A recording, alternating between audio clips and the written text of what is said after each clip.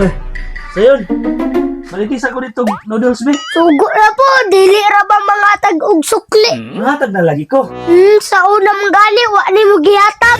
Ihatag na lagi na ako karon. Ina, Sa may paliton pa. palit itong duha ka noodles. Una sila itlog, upat ang palita. Kanya ang sobra na, imuha na. Okay pa, klaro na ko. Mga ka-noodles, kung na sila itlog, upat ang paliton. Insakto. Laka na, pagdali. Okay pa. A few moments later.